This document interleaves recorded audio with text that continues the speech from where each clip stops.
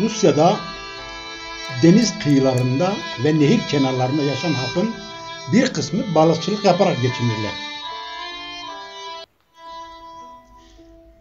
Şu anda bir nehir kenarında görmüş olduğunuz bu Rus köy halkı da bu nehirde balık avcılığı yaparak geçimini sağlamaktadırlar.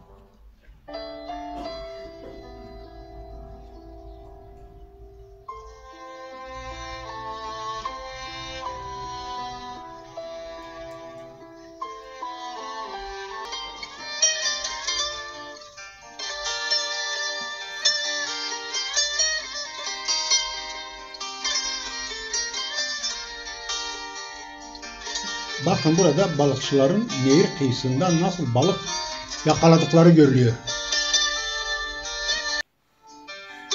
Gruplar halinde balık avlamaya giden balıkçılar bir taraftan balık ağlarını nehrin uygun yerlerine bırakırken bir taraftan da ellerindeki çok uzun sopalarla suya vurarak balıkları korkutup balıkların ağa doğru gitmelerini sağlıyorlar.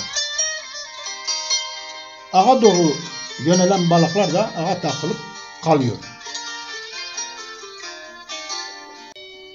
Balıkçılar şimdi de ağlarını toplayıp içindeki balıkları boşaltıyorlar. Yakalanan balıkların bir kısmı taze olarak pazara götürülüp satılır. Satılmayan balıklar ise tuzlanarak güneşte kurutulur.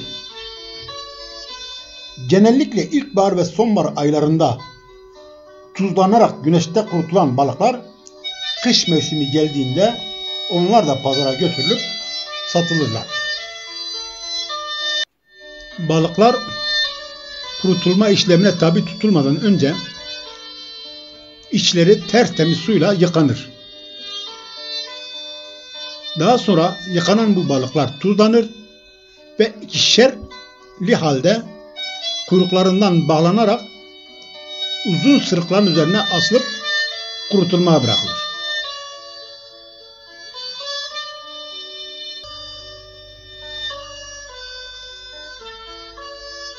Burada da bir balıkçı yakaladığı balıklardan birisini çiğ yerken görünüyor.